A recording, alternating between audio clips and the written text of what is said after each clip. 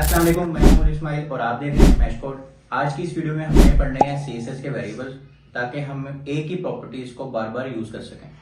और इसके साथ साथ हमने आज ही की वीडियो में सीएसएस का ग्रेडियंट भी पढ़ना है कि हम कैसे सीएसएस की मदद से ग्रेडियंट कलर यूज कर सकते हैं।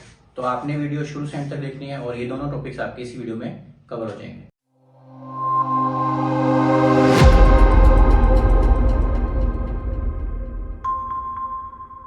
तो जैसे कि देख लिया हमने कि आज के इस लेक्चर में हम सी एस एस वेरिएबल्स पढ़ेंगे और सी एस एस वेरिएबल से हमें साफ समझ आ रही है। वेरिएबल्स हमने ऑलरेडी जावास्क्रिप्ट में पढ़े हुए हैं, ठीक है। अगर आपने जावास्क्रिप्ट में वेरिएबल्स का टॉपिक स्किप कर दिया था या नहीं पढ़ा किसी वजह से, तो ऊपर आई टैग में आ रहा होगा, आप उसको चेक कर सकते हैं। वेरिएबल्स का सिंपल सा जो फंडामेंटली इंट्रोडक्शन है वो ये है कि एक ही चीज़ को आपने अगर बार बार यूज़ करना हो और उसको हम कहीं पे स्टोर कर लें ताकि उसको रीयूज़ कर सकें जब भी हमें नीड हो, तो हम उसको वेरिएबल्स कहते हैं। वेरिएबल्स का मतलब ये है कि हमने एक बॉक्स बना लिया और उस बॉक्स के अंदर चीज़ें रख दी, ठीक है। और उस बॉक्स का एक नाम रख दिया और उस नाम से फिर हम उसको कॉल करते रहते हैं और उसके अंदर जो भी चीज़ें होंगी वो हमें मिलती रहती हैं हमेशा। तो इससे ये क्या होता है कि हम बार बार उन चीज़ों को लिखते नहीं हैं और एक ही दफ़ा लिख के हम उसको मल्टीपल यूज़ कर सकते हैं। और अगर हमने वो चीज़ चेंज भी करनी है तो हम एक जगह चेंज करेंगे और जहाँ जहाँ यूज़ हुई होगी वहाँ वहाँ चेंज हो जाएगी। तो ये काफ़ी ज़्यादा रीयूजेबिलिटी को बढ़ाता है और मेंटेबिलिटी को बढ़ा देता है। तो ये हमारा कॉन्सेप्ट है वेरिएबल्स का। इसकी दो टाइप्स हैं, एक होते हैं ग्लोबल और एक होते हैं लोकल। ग्लोबल वेरिएबल्स का मतलब ये होता है कि वो पूरी सी एस एस की फाइल में, यानी कि आपकी एक सी एस एस की फाइल है, आपने वहाँ पे एक ग्लोबल वेरिएबल रखा है, तो वहाँ पे वो पूरी फाइल में कहीं पे भी यूज़ हो सकता है। लेकिन जो लोकल वेरिएबल्स हैं वो जस्ट उस सिलेक्टर के अंदर, यानी आपने क्लास को सिलेक्ट किया हुआ है या आपने किसी टैग को सिलेक्ट किया, उसके अंदर आपने एक वेरिएबल बनाया है, तो जस्ट वो उसके अंदर ही यूज़ हो सकता है। इसके अलावा वो किसी और सिलेक्टर के अंदर हम जाके उसको वेरिएबल्स को कॉल नहीं कर सकते, ठीक है। तो ये एक बेसिक सी टाइप्स का कॉन्सेप्ट है। आगे हम इसको और डिफाइन करते हैं ग्लोबल स्कोप को। ग्लोबल स्कोप को हम अगर यूज़ करना हो तो हम रूट, जैसे यहाँ पे लिखा हुआ है, सेमी कोलन लगा के रूट लिखते हैं और फिर उसको बता देते हैं कि ये हम वेरिएबल ग्लोबल है। इससे पता चल जाता है कि ये वेरिएबल ग्लोबल है, ठीक है। रूट के अंदर हम उस वेरिएबल को बनाते हैं। और जब भी आपने वेरिएबल का नाम लिखना, बेशक वो ग्लोबल हो या लोकल हो, उसकी टू डैशेस लिखते हैं नाम से पहले ना। यानी कि अगर हम एक वेरिएबल बनाने लगे मेन कलर के नाम से, तो हम लगाएंगे मेन कलर के से पहले दो डैशेस, कोलन, और उसकी जो भी वैल्यू होगी, ठीक है। इस तरह करके हम एक वेरिएबल बना सकते हैं। इसकी एक एग्जांपल भी देख लेते हैं।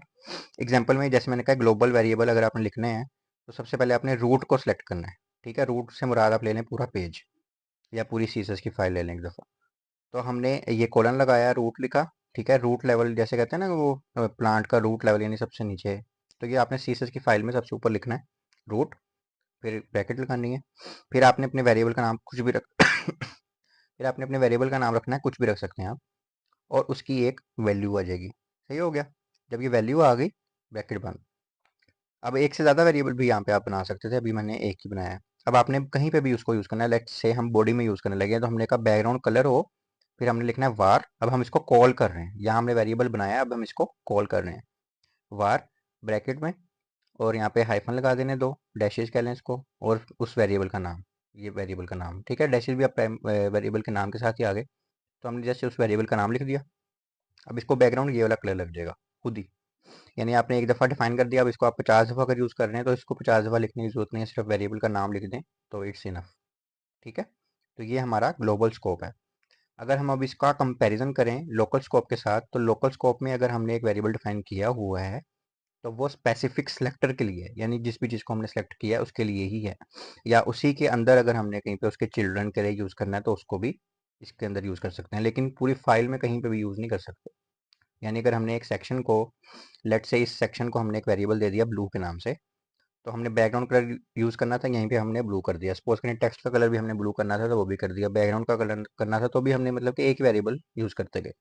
लेकिन अगर हमने एक और सेक्शन बनाया और उसके अंदर हम बैकग्राउंड कलर में यही वाला वेरिएबल यूज़ करना चाह रहे हैं, तो वहाँ पे वो यूज़ नहीं हो सकता, क्योंकि ये एक लोकल वेरिएबल है। इसको हम रूट में डिफाइन करते तो हम ये दोनों सेक्शन में यूज़ कर सकते थे, ठीक है।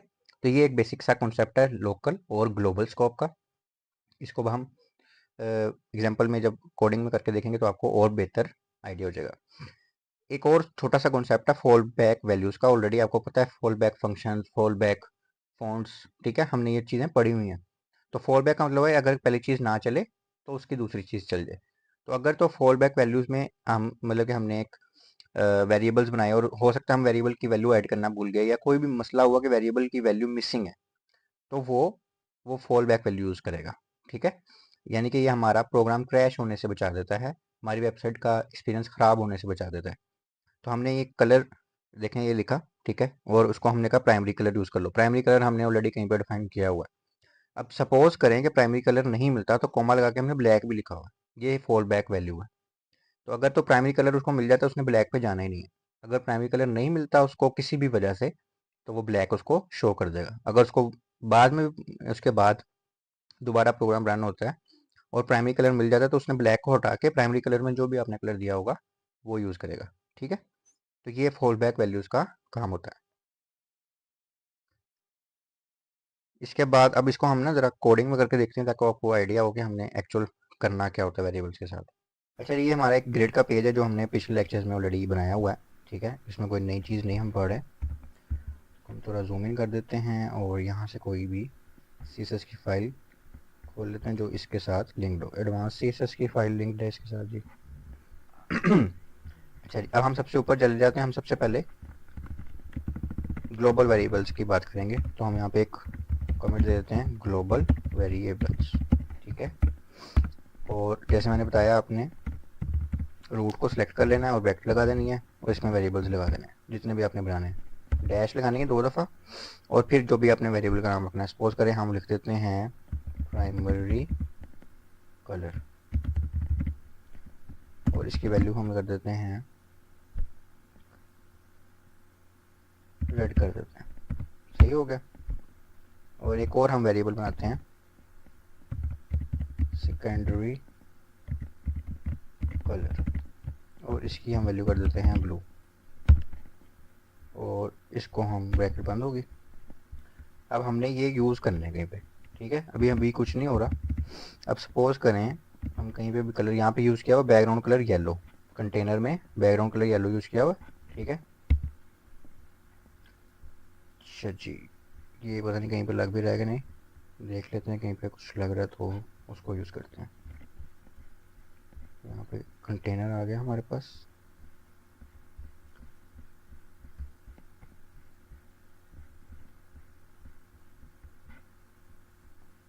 अच्छा जी, हम यहाँ पे एक नई क्लास बना लेते हैं। सपोज बॉडी को ही दे देते हैं। हम इसको कहते हैं कि बैकग्राउंड कलर लग जाए ग्रीन, ठीक है। ग्रीन लग गया। अब हमने ये ग्रीन लिखा, अगर हम इसको कह देते, अब यहाँ पे हम लिखते वार ब्रैकेट और जो भी हमारा प्राइमरी कलर था, ठीक है, और डैशेस के साथ।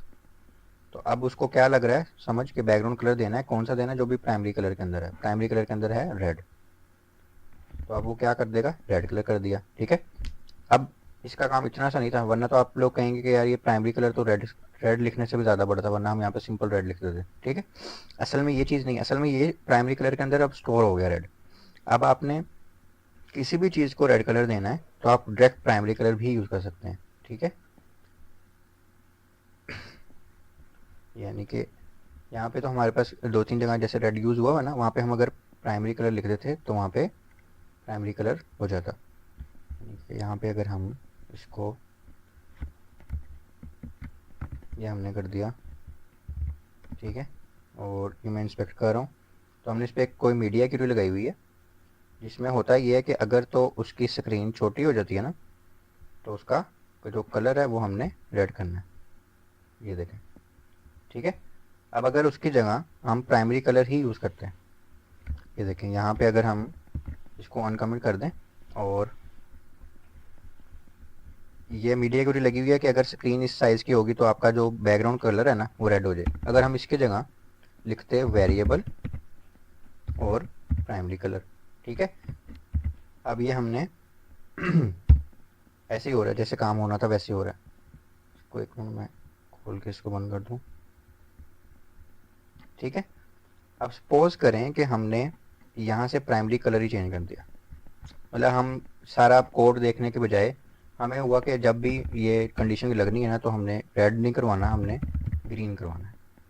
तो हमने यहाँ से प्राइमरी कलर की वैल्यू चेंज की और ये देखें ग्रीन हो गया। ठीक है, यहाँ से हमने ब्लैक कर दिया तो ये ब्लैक हो गया। तो ये असल यूज़ केस ये है। अभी जैसे हमने एक जगह सिर्फ यूज़ किया हो ना, ऐसे आप 50 जगह पे शायद आपने यूज़ किया उस कलर को, और उस 50 जगह पे वो एक ही दफ़ा में चेंज हो जाएगा। ये चीज़ असल मायने रख रही है। यानी कि और इसी तरह अगर सपोज करें इसमें हम फॉल बैक, यानी सपोज कि मुझसे गलती से ये केल नहीं लिखा गया, ठीक है, अब मैं रिफ्रेश कर रहा हूँ तो वहाँ पे बैकग्राउंड कलर आ ही नहीं रहा। तो अगर मैं क्या करता, यहाँ पे चाहिए यहीं पे करना है, जहाँ पे मैं प्राइमरी कलर को बुला रहा हूँ ना, एक सेकेंड,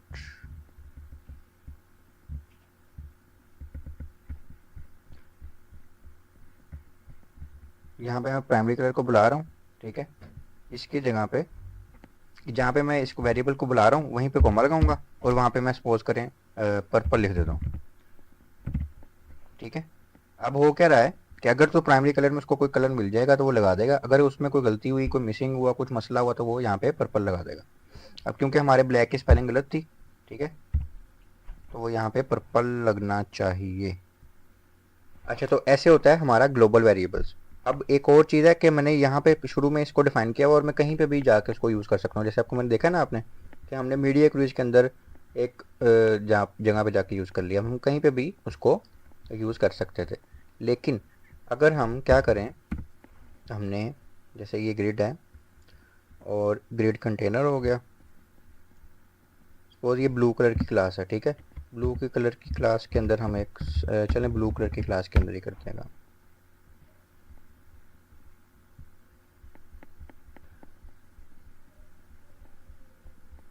अच्छा जी, ये ब्लू कलर की क्लास आ गई। अब हम सपोज करें यहाँ पे एक वेरिएबल डिफाइन कर रहे थे, हमने क्या किया, हमने वेरिएबल का नाम रखा डिव कलर, ठीक है, और उसको हमने कहा उसका कलर है जी ब्लू, ऐसे कर दिया, ठीक है, और यहाँ पे बैकग्राउंड कलर की जगह पे हमने वेरिएबल को बुला लिया, हमने कहा डिव कलर, सही हो गया। तो इसको उसने क्या कर दिया, ब्लू कलर दे दिया, जहाँ जहाँ पे ब्लू उसने उसको यूज़ किया हुआ था हमने 3 को, ठीक है। अब सपोज हम यहाँ कर दें ग्रीन तो ये देखें जहाँ जहाँ ब्लू था वहाँ वहाँ क्या हो गया, अब ग्रीन हो गया। अब 3 जगह पे इकट्ठा यूज़ हो रहा है ये ब्लू, ठीक है। अगर हम मैं इसको कर दूँ पिंक तो ये पिंक हो गया, ठीक है। तो ये असल वेरिएबल का काम है, अपने जहाँ पे भी यूज़ करना है वो चेंज हो रहा है। पर अब मसला ये आ रहा है कि अगर सपोज करें यही वेरिएबल मैं ब्लू क्लास की जगह कहीं और यूज़ करूँ, यानी कि बैकग्राउंड कलर को मैं इसको कॉपी कर लेता हूँ और मैं ब्लू क्लास की जगह यहाँ पे इसको येलो क्लास में यूज़ करता हूँ, ठीक है। तो अब येलो की जगह पे भी पिंक होना चाहिए ना, पर पिंक नहीं हुआ, बल्कि येलो भी नहीं हुआ, क्योंकि येलो तो हमने वैसे ही ख़त्म कर दिया, उसको कलर मिला ही नहीं वहाँ पे ना। यानी कि अगर मैं इसको कमिट करूँ तो ये देखें वापस वो आ रहा है, यानी कि हम यहाँ पे जाते हैं वापस येलो पे, येलो आ गया। लेकिन अगर हम उसको कह रहे हैं कि यार आप वेरिएबल से कलर ले लो, लेकिन वहाँ पे उसको कलर नहीं मिल रहा। क्यों नहीं मिल रहा, क्योंकि वो एक लोकल स्कोप में है, हमने ब्लू के अंदर डिफाइन किया। अगर हम यही चीज़ डिफाइन करते हैं रूट लेवल पे, ठीक है, हम यहाँ पे एक कलर डिफाइन करते हैं, जैसे हमने यहाँ पे सेकेंडरी कलर डिफाइन किया हुआ है, जैसे ये सेकेंडरी कलर डिफाइन किया हुआ है, उसको हम किसी भी सेक्शन में कहीं पे भी जाके यूज़ कर सकते थे। लेकिन अगर हमने किसी स्पेसिफिक सेलेक्टर के अंदर कोई चीज़ यूज़ की हुई है तो वो उसके अंदर ही सिर्फ यूज़ होगी, ठीक है। ये हमारा ग्लोबल और लोकल में फ़र्क है। जैसे मैंने वहाँ से एक कॉपी कर ली है, यहाँ पे हम यूज़ करके देखते हैं, वो देखिएगा चल जाएगा। यहाँ पे हमने ये डिव कलर यूज़ किया हुआ ना, अगर हम ये डिव कलर एक लोकल स्कोप का वेरिएबल है, अगर हम यहाँ पे एक ग्लोबल स्कोप का वेरिएबल जो कि सेकेंडरी है, उसका कलर है ब्लू, वो यूज़ कर लें तो ये देखें ब्लू हो गया ना, ठीक है।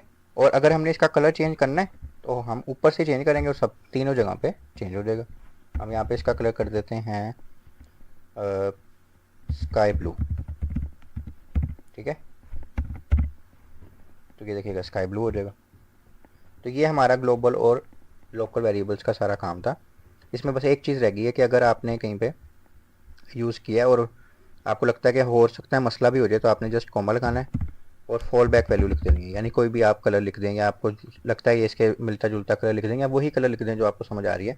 इससे बस ये होगा कि अगर आपका वो कलर यूज़ नहीं होता, कोई मसले की वजह से वेरिएबल में नहीं आता, तो आप यहाँ पे कॉमे के बाद वैल्यू लिखेंगे, सपोज यहाँ मैं पिंक लिख देता हूँ, तो वो फॉल बैक वैल्यू यूज़ हो जाएगी, ठीक है। इससे जस्ट ये होगा और कुछ भी नहीं इसका काम। और वो तभी होगा अगर कोई मसला आपको आएगा उस वेरिएबल के अंदर, देन ये वाला कलर यूज़ होगा। तो ये था जी आज का लेक्चर। आज के इस लेक्चर में हमने ग्लोबल और लोकल वेरिएबल्स का स्कोप पढ़ा है, ठीक है। उसके फॉल बैक वैल्यूज़ को देखा है और देखा है कि उसका क्या यूज़ है, इस जिससे हम अपने कोड को रीयूजेबल बना सकते हैं और उसको मेंटेन कर सकते हैं बहुत अच्छे से। जैसे कि आपने देख लिया कि आज के इस लेक्चर में हमने CSS के ग्रेडियंट्स पढ़ने हैं, शेप्स कैसे बनती हैं वो देखना है, और क्लिपिंग कैसे होती है वो इस लेक्चर में आज हम तफसीलन देखेंगे। सबसे पहले हम देखते हैं CSS ग्रेडियंट। CSS ग्रेडियंट में होता यह है कि जैसे हम सिंपल कलर्स देते हैं ना, ऐसे ही हमने कलर्स देने हैं, लेकिन दोनों कलर्स चेंज होते हुए ट्रांजिशन कर रहे होंगे, ठीक है। ट्रांजिशन हमने लास्ट लेक्चर में पढ़ा था, ठीक है। अगर आपने वो नहीं चेक किया तो प्राइट टैग में आया होगा, आपने उसको चेक कर लेना है। वापस चलते हैं अपने लेक्चर पे। तो मैं बता रहा था कि हमने कलर्स चेंज करने हैं, लेकिन एक ट्रांजिशन के तौर पे। तो उसके लिए हम CSS ग्रेडियंट यूज़ करते हैं, और इसमें हमारा जो कह लें कि हम ये बैकग्राउंड के लिए भी यूज़ कर सकते हैं, बटन्स के लिए भी यूज़ कर सकते हैं, काफ़ी एलिमेंट्स के लिए UI के यूज़ कर सकते हैं। और इससे हमारा जो UI है, यानी कि जो हमारी वेबसाइट का इंटरफेस है, वो बहुत ज़्यादा अपीलिंग हो जाता है, ठीक है। इसकी हमारे पास 3 टाइप्स होती हैं: लीनियर ग्रेडियंट, रेडियल ग्रेडियंट और कोनिक ग्रेडियंट। सबसे पहले हम चेक करते हैं जी लीनियर ग्रेडियंट। लीनियर ग्रेडियंट में हमारे पास जो चीज़ें हैं वो एक स्ट्रेट लाइन में होती हैं, ठीक है। या तो लेफ्ट टू राइट हो रहा होगा, या टॉप टू बॉटम, या बॉटम टू टॉप, ठीक है, इस तरह। और अगर हम एंगल्स पे चले जाएं तो हम उस पर एंगल्स भी दे सकते हैं। अच्छा जी, हमारे पास जो सिंटेक्स है, या हम एक एग्जांपल देख लेते हैं। तो हमने दे दिया बैकग्राउंड, ठीक है, हम बैकग्राउंड कलर की बात कर रहे हैं, और ये बैकग्राउंड इमेज पे भी हो सकता है। अच्छा, उसमें हमने लीनियर ग्रेडियंट देना है, लिखना लीनियर ग्रेडियंट, और ब्रैकेट खोल के हमने यहाँ पे देनी है डायरेक्शन, ठीक है। यहाँ पे हमने देनी है डायरेक्शन, और डायरेक्शन में हम बताना है टू राइट। इसका मतलब है अब लेफ्ट टू राइट। अगर हम यहाँ लिखते थे टू लेफ्ट, तो लेफ्ट राइट टू लेफ्ट हो जाता, ठीक है। तो टू राइट का मतलब क्या है? लेफ्ट टू राइट क्या हो? रेड ब्लू, यानी रेड से ब्लू में कलर चेंज हो जाए, कैसे? टू राइट, ठीक है। तो इसको अगर हम कहते थे टॉप टू बॉटम, यानी टू बॉटम लिखते थे तो टॉप टू बॉटम हो रहा होता है, बॉटम टू टॉप लिख देते थे तो बॉटम टू टॉप हो रहा होता है। यानी समझ आ रही है? हम इसको एग्जाम्पल में भी देखेंगे तो आपको ज़्यादा क्लियर हो जाएगा। यानी हमने यहाँ सबसे पहले डायरेक्शन देनी है, और फिर उसके बाद दो कलर्स लिख देने, सही हो गया। सेकंड नंबर पे हमारे पास है जी रेडियल ग्रेडियंट। रेडियल ग्रेडियंट में हमारे पास क्या होता है कि हम एक सेंटर पॉइंट डिफाइन कर देते हैं, ठीक है। जैसे हमने कह दिया सर्कल, वो यहाँ बैकग्राउंड लिखा, रेडियल ग्रेडियंट लिखा, और यहाँ पे डायरेक्शन देनी है ना, और यहाँ पे कलर देने हैं, तो हम यहाँ पे दे दें सर्कल, और यहाँ पे उसके बाद कलर डिफाइन करने हैं, ठीक है।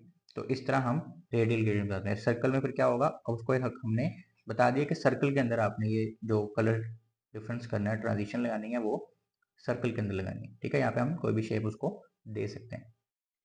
सर्कल बाय डिफॉल्ट हो जाती है, यानी अगर आप कोई भी ना लिखें तो सर्कल हो जाएगी।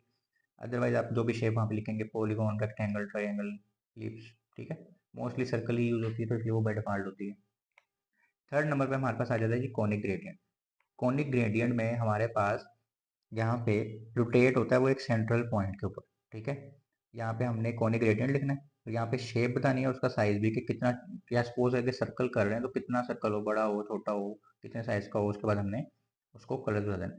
इनको तीनों को भी हम ट्राई करके देखेंगे तो आपको बहुत और समझ आएगी कि हम करना क्या चाह रहे हैं इन ग्रेडियंट्स के साथ। अच्छा जी, अब हम अपने कोड में आ गए हैं, और हमने सबसे पहले लीनियर ग्रेडियंट को देखना है। तो हमने ये हमारे पास वेब पेज खुला हुआ है हमारा, ठीक है, और इसका ब्लैक बैकग्राउंड है इस वक्त। तो हम एक दफ़ा इसको क्या करते हैं, इसको हम कर देते हैं कमिट, ठीक है। और हम यहाँ पे बैकग्राउंड लिखते हैं, और उसमें हम दे देते हैं लीनियर ग्रेडियंट, ठीक है। जैसे मैंने आपको कहा था कि लिखना है, सबसे पहले हमने देनी है उसको डायरेक्शन। डायरेक्शन हमने दे दी टू लेफ्ट, ठीक है, कॉमा लगाना है, और आपने यहाँ पे कोई से भी दो कलर जो आपको रिक्वायर्ड है वो कॉमा लगा के डिफ्रेंशिएट करने हैं और लिख देना। ओके हो गया। अब चलते हैं हम अपने वेब पेज के ऊपर, रिफ्रेश करते हैं। तो हमने लिखा हुआ है टू लेफ्ट, याद रखना है टू लेफ्ट लिखा हुआ है, तो अब राइट से लेफ्ट हो रहा होगा, ठीक है। तो ये राइट यहाँ से लेफ्ट साइड पे जा रहा है। ओके हो गया। और सबसे पहले हमारे पास येलो कलर है और फिर रेड कलर है। देखें ये येलो से रेड हो रहा है। अगर इसी को हम उल्टा कर देते, टू राइट कर देते, तो लेफ्ट टू राइट हो रहा होता। ठीक है, लेफ्ट यहाँ से टू राइट करें यानी कि लेफ्ट अंडरस्टूड है, लेफ्ट टू राइट हो रहा है। ओके, तो अब ये देखें पहले येलो आ गया और फिर रेड आ गया। इसी तरह हम टू बॉटम भी कर सकते हैं, या जैसे भी हमें नीड हो। तो ये अब ऊपर से येलो है, नीचे जा रहे हैं तो ये रेड होना शुरू हो गया, प्रॉपर रेड हो गया। ठीक है, तो ये आप अपने हिसाब से जैसे चाह रहे हो वैसे कर सकते हैं। अब बात एक और चीज़ है कि अब हो क्या रहा है। देखें आप यहाँ से येलो था और ये चेंज होता होता रेड हो गया, तो ये कितना प्यारा एक फील दे रहा है हमें। ठीक है, ये ट्रांजिशन हो रही है, यानी वो जो हमने 1 सेकंड के अंदर ट्रांजिशन करनी होती है ना, वो ये सारी उसके कह लो फ्रेम्स दिखा रहा है। पहले येलो था, फिर थोड़ा सा मध्यम हो गया येलो, फिर रेड का शेड आने लग गया, फिर थोड़ा सा और रेड का शेड आने लग गया और फिर प्रॉपर रेड हो गया। तो यानी ये एक किस्म की ट्रांजिशन हो रही है बिटवीन कलर्स। ठीक है, तो इसमें हम लीनियर ग्रेडियंट से इस तरह कर सकते हैं, यानी कि स्ट्रेट लाइन में हमारे काम होते हैं। चलिए लीनियर ग्रेडियंट की समझ आ गई। अब हमने पढ़ना है जी रेडियल ग्रेडियंट। तो उसके लिए हमें एक डिव चाहिए होगी। ठीक है, और उसके अंदर हम कुछ भी नहीं लिखते, बस इसको एक क्लास दे देते हैं रेडियल की। ठीक है, या इसके अंदर हम लिख देते हैं बॉक्स, और यहाँ से हम क्लास को पकड़ते हैं और क्लास के अंदर हमने इसको एक दफ़ा कॉपी करके यहाँ पे कर दिया रेडियल, और एक दफ़ा यहाँ से डायरेक्शन ख़त्म कर देते हैं।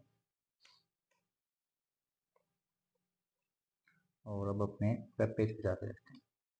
चलिए एक दफ़ा इसको भी कमेंट करना पड़ेगा, अगर दोनों के सेम कर लेते हैं। चलिए मेरे ख्याल से क्लास की स्पेलिंग गलत है, RADIAL, आर कैपिटल है।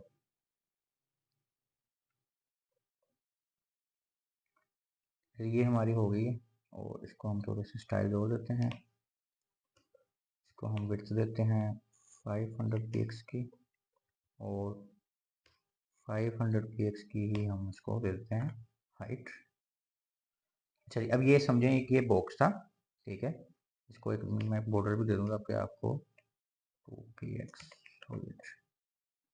आप समझे अभी हमने रेडियल ग्रेडियंट लगाया है कि नहीं। और ये देखें ये एक बॉक्स है हमारे पास, इसका अब हमने रेडियल ग्रेडियंट लगाया, तो उसने देखें एक ना सर्कल सा बना के कलर को फेड किया, यानी कि ट्रांजिशन दी हुई है रेड और ऑरेंज को। ठीक है, अगर हम इसमें एक और कलर भी दे दें ग्रीन, तो ये देखें प्रॉपर सर्कल अब आपको समझ आ रहा है कि सर्कल बन रहा है। ठीक है, जितने आप कलर देते जाएंगे आपको और क्लियर होता जाएगा, क्योंकि वो उसका डायमीटर छोटा हो रहा है। ठीक है, तो इस तरह हम रेडियल ग्रेडियंट को यूज़ कर सकते हैं, पूरे पेज में भी यूज़ कर सकते हैं, किसी खास टिप के लिए भी यूज़ कर सकते हैं। ये आपके यूज़ केस के ऊपर है कि आपने उसको कैसे यूज़ करना है। ठीक है, चलिए जैसे हमने देखा है कि हम बाय डिफ़ॉल्ट यहाँ पे कुछ भी नहीं दे रहे, तो बाय डिफ़ॉल्ट उसको सर्कल या एलिप्स की लग रही है शेप, और उसके बाद हम उसको जितने भी कलर दे रहे हैं वो उस हिसाब से हमें एक अच्छा सा रिजल्ट बना के दे रहा है। ठीक है, तो ये है जी हमारे पास रेडियल ग्रेडियंट। इसके बाद अब हमारे पास है तीसरे नंबर पे कॉनिक ग्रेडियंट। अच्छा, अब इसमें हमने कॉनिक ग्रेडियंट पढ़ना है, तो इसी डिव में पढ़ लेते हैं। हम इसकी एक कॉपी बना लेते हैं और ऊपर वाले को कर देते हैं कमेंट। ठीक है, या इसको इस तरह करते हैं कि इस पूरे की कॉपी बना लेते हैं, इसको लिख देते हैं हम कॉनिक। ठीक है, इसको भी कर देते हैं कॉनिक, और यहाँ पे हम एक और डिव बना लेते हैं जिसमें क्लास हम लिख देते हैं कॉनिक की। ठीक हो गया, सी कैपिटल नहीं लिखना। अच्छा, ये हमारे पास एक रेडियल ग्रेडियंट बना हुआ था, और ये हमारे पास एक नीचे कॉनिक ग्रेडियंट बन गया। अब हो क्या रहा है, एक वो कॉनिक की शेप ही उसके पास आती है, और उसमें उसने अपने कलर्स को सारा डिज़ाइन कर दिया, जैसा भी ट्रांजिशन उसने करनी थी ये चारों कलर को। अगर हम उसमें से 2 कलर रिमूव करें ताकि आपको थोड़ा सा बेहतर समझ आएगी, ये देखें रेड से ऑरेंज की तरफ और ऑरेंज से रेड की तरफ ही जा रहा है। सबसे पहले रेड है और फिर ऑरेंज है। अगर हम इसमें एक और कलर ऐड कर दें, तो ये देखें अब 3 कलर हो गए। अब अगर इसमें हम एक और ऐड कर दें, ब्राउन ऐड कर दें, तो ये देखें अब ये 4 कलर ऐड हो गए। तो इस तरह आप अपने आप इस हिसाब से इन तीनों प्रॉपर्टी को यूज़ करते हुए इस तरह भी चाहें वो उसको बेहतर कर सकते हैं। इसमें हम एक और चीज़ करके देखते हैं, थोड़ा सा और बेटर लगेगा ज़रा देखने में। ये बॉर्डर रेडियस मैंने सिर्फ इसको दिया है सर्कल बनाने के लिए, सिर्फ इस डिव को। तो ये देखें और प्यारा लग रहा है। मतलब कि आपकी रिक्वायरमेंट्स हैं और आपका जहन है कि आपने उसको किस तरह और अच्छा बनाना है और अच्छा शेप करना है इन कलर्स की मदद से, ठीक है। तो इन ग्रेडियंट से हम बड़ा अच्छा स्टाइल कर सकते हैं अपने वेब पेज को। इसको भी अगर हम खोल दें, ठीक है, देखें नीचे पीछे भी बैकग्राउंड में भी हमारे पास ग्रेडियंट है, इसके ऊपर भी दो अलग अलग हमारे पास लीनियर रेडियंट रेडियल और कॉनिक ग्रेडियंट की एग्जांपल्स मौजूद हैं, ठीक है। हो गया। नेक्स्ट देखते हैं हमारे पास क्या चीज़ है। अच्छा जी, एडवांस जो हमारे पास फीचर्स हैं उसमें हम मल्टी कलर, जो मैंने ऑलरेडी आपको बता दिया कि हम एक से ज़्यादा कलर यहाँ पे यूज़ कर सकते हैं, वो आपको देख लिया आपने। इसके बाद हमारे पास है ट्रांसपेरेंसी का, कि हम ट्रांसपेरेंसी भी ऐड कर सकते हैं। जैसे हमने सिंपल कलर के नाम यूज़ किया ना, वहाँ पे हम अगर RGBA की वैल्यू यूज़ कर लें, जो मैंने आपको बताया हुआ है ऑलरेडी, ऊपर आई टैग में भी आ रहा होगा कलर्स का लेक्चर। कलर के लेक्चर में मैंने आपको बताया हुआ कि हम कलर्स को बहुत सारे तरीकों से दे सकते हैं। हम सिंपल ब्लू भी लिख सकते थे और उसका RGB कलर भी लिख सकते थे, RGBA कलर भी लिख सकते थे और हेक्सा कोड भी लिख सकते थे। तो यानी हम कलर्स को डिफरेंट तरीके से दे सकते हैं। इसमें अगर हमने ट्रांसपेरेंसी लानी है अपने बैकग्राउंड में या अपने ग्रेडियंट में, तो हम RGBA कलर यूज़ करेंगे और आगे ट्रांसपेरेंट लिख देंगे। तो हमारा एडवांस एक ये फीचर है कलर ग्रेडियंट्स का, ठीक है। इसको भी ट्राई करके देख लेते हैं। जैसे हमारे पास ये एक लीनियर ग्रेडियंट लगा हुआ है और यहाँ पे रेड और ऑरेंज है, जरूरी नहीं है कि हमने यहाँ पे RGBA वैल्यूज भी लिखनी है। हम यहाँ पे अगर ट्रांसपेरेंट लिख दें, ठीक है, कलर्स के बाद, तो ये देखें हमारे पास रेड से ऑरेंज हुआ और फिर ट्रांसपेरेंट हो गया, ठीक है। ये इस तरह एक फीचर काम करते हैं, यानी रेड से ऑरेंज हुआ राइट साइड पे और फिर क्या हो गया, ट्रांसपेरेंट। अगर ये टू लेफ्ट होता तो पहले ये देख, पहले यहाँ पे रेड आया, फिर ऑरेंज आया और फिर ट्रांसपेरेंट हो गया। बैकग्राउंड में बात हो रही। और इसको हम इस तरह भी कर सकते थे, इसको वापस टू राइट कर दिया हमने, और ये जो रेड कलर है और इसका RGBA कलर ये बनता है, ठीक है। ये तो हेक्सा कोड लग गया इसको।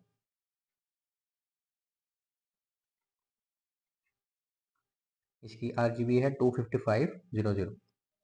तो हम अगर लिख देते 25500, ठीक है, यहाँ पे लिख देते RGB, और यहाँ पे A भी अगर लगा दें तो चौथी वैल्यू हमें, जो कलर सिलेक्शन हमने डिटेल से पढ़ा हुआ है, तो 0.5 हमने दे दी, ठीक है। तो अब ये जो आपका रेड कलर है वो भी थोड़ा सा ट्रांसपेरेंट हो गया, यहाँ पे अब रेड कलर है, ठीक है, लेकिन वो ट्रांसपेरेंट है।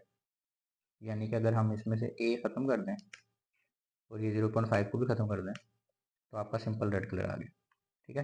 लेकिन अगर ये लगा देंगे तो आपका ट्रांसपेरेंट हो जाएगा कलर, ठीक है, उसमें ओपेसिटी आ जाती है। तो इसको आप इस तरह भी कर सकते हैं, ठीक है। तो ये जस्ट एक फीचर है, आपने इसको अगर यूज़ करना हो तो आप वो कर सकते हैं, ना यूज़ करना हो तो आप ना यूज़ करेंगे, आपकी रिक्वायरमेंट्स के हिसाब से, ठीक है। नेक्स्ट देखते हैं हमारे पास क्या चीज़ है। चलिए नेक्स्ट हमारे पास है जी CSS शेप्स, कि हम CSS की मदद से शेप्स कैसे बना सकते हैं। और उसमें हमारे पास एक और नया फीचर है सूडो क्लासेस का। सूडो क्लासेस भी हमने जो हमारा पिछला मॉड्यूल था CSS का उसमें पढ़ी हुई है, ऊपर आई टैग में इसका भी लेक्चर आ जाएगा। सूडो क्लासेस हमारे पास काफ़ी सारी होती हैं, उसमें से बिफोर और आफ्टर में क्या होता है कि हमने अगर बिफोर यूज़ किया तो सपोज एक डिव है, उसके उससे पहले हमने बिफोर यूज़ किया, उस डिव के साथ हमने बिफोर यूज़ किया है, तो जो हमने बिफोर के अंदर चीज़ें लिखनी है ना वो उससे पहले होंगी, और अगर हमने आफ्टर यूज़ किया तो उस डिव के बाद वो चीज़ें होंगी। यानी अगर हमने लिख दिया, एक हेडिंग दे दी है बॉक्स की, ठीक है, और अब हम चाह रहे हैं बॉक्स के आगे एक इमोजी ऐड हो जाए, तो हम उसके अंदर भी लिख सकते थे, लेकिन आफ्टर में भी लिख सकते हैं, ठीक है। आफ्टर के अंदर डाल के हम बॉक्स के अंदर इमोजी डाल सकते हैं, तो वो उस बॉक्स के बिल्कुल बाद में एक इमोजी शो कर देगा, ठीक है। तो इस इन दोनों को यूज़ करते हुए और इनके अलावा भी हम शेप्स बना सकते हैं। जैसे कि सर्कल अगर हमने बनाना है तो हमने सर्कल की जो भी एलिमेंट होगा उसको विड्थ देनी है, हाइट देनी है, बैकग्राउंड देना है और बॉर्डर रेडियस देना है। ये मैंने आपको भी करके भी दिखाया था जब हम बैकग्राउंड कर रहे थे, ठीक है। इसी तरह अगर हमने स्केयर बनाना है तो स्केयर की विड्थ 100 देनी है, हाइट 100 देनी है, बैकग्राउंड रेडियस मतलब जो भी देना हो, तो ये आपका सिंपल स्केयर बन जाता है। इसी तरह अगर आपने ट्राइंगल बनाना है तो ट्राइंगल के लिए भी आपके पास कोड है, ठीक है। यानी कि आपकी सारी शेप CSS से बन जाती हैं, मोस्टली सारी बन जाती हैं। जैसे ये पेंटागोन है एक, उसके लिए हमें बिफोर और आफ्टर की क्लास में से बिफोर यूज़ करना है। एक तो हमने सिंपल स्टाइल दे दी उसको, ठीक है, लेकिन उसके अलावा हमने क्या लिखा, पेंटागोन बिफोर। अब ये बिफोर है, इसके इससे पहले ये चीज़ें ऐड होने वाली हैं, कंटेंट है, पोजीशन है, हाइट वगैरह दी हुई है, टॉप बॉटम वगैरह दिया हुआ है, और इस सारी चीज़ों को यूज़ करते हुए ये एक शेप बन रही है। अगर आप सिंपल ये सिर्फ ये लिखेंगे तो ये शेप नहीं बनेगी, ठीक है। इसको अब हम ट्राई करके भी देख लेते हैं। अच्छा, जब इसको हम कोड में भी करके देखते हैं उससे पहले हम यहाँ पे अगर स्टाइल्स में कमेंट्स दे दें, हम यहाँ पे ग्रेडियंट पढ़ रहे थे, ठीक है, और अब हम शेप्स पढ़ने लगे।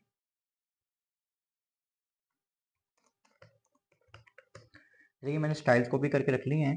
यहाँ पे हम सिंपल स्टाइल्स वही यूज़ कर रहे हैं जो हम ऑलरेडी यूज़ करते थे, ठीक है। अगर हम इसको इनकमेंट कर दें तो हो क्या रहा है कि हमने पेंटागन की एक डिव बनाई, ठीक है। पेंटागन के नाम से हमने एक ये HTML में डिव बनाई, ठीक है। और उसके अंदर हमने कुछ भी नहीं लिखा, उसको क्लास दे दी पेंटागन की। पेंटागन में हमने उसको पोजीशन दी, ठीक है, विड्थ दी, बॉक्स साइजिंग दी, ये सारे हमने सारा कुछ पढ़ा हुआ है, इसमें कोई नई चीज़ नहीं पड़ी, ठीक है। उसको एक हमने कलर दे दिया। उसके बाद हमने यहाँ पे लिखा पेंटागन बिफोर, और बिफोर के अंदर हमने कुछ स्टाइल दे दिए, वो भी स्टाइल हमने पढ़े हुए हैं, ठीक है। और उसकी मदद से हमने ये बनाई है शेप, ठीक है। इसके अंदर हमें ज़्यादा डिटेल में घुसने की जरूरत नहीं है कि हमने क्या स्टाइल देने हैं, हमें गूगल करके पता चल जाते हैं। कोई ख़ास अगर चाहिए हो शेप आपको तो वो एक अलग बात है, लेकिन मोस्टली हमारे पास कोड पड़ा होता है। वो उस तरह ही रहा है कि हम उसको, मतलब सपोज जैसे अभी एक सर्कल हमने कैसे बनाया था, बॉर्डर रेडियस 50% दे के, ठीक है। अगर हमने एक स्क्वायर बनाना तो उसको विड्थ और हाइट सेम दे दो, आपका स्क्वायर बन जाएगा। अगर आप विड्थ और हाइट सेम ना दो तो रेक्टेंगल बन जाएगा। यानी कि इस तरह ही हमने स्टाइल्स को यूज करते हुए ही बनानी है शेप्स। तो ये जस्ट बिफोर से ये हो रहा है कि आपकी जो शेप है वो पूरी हो रही है।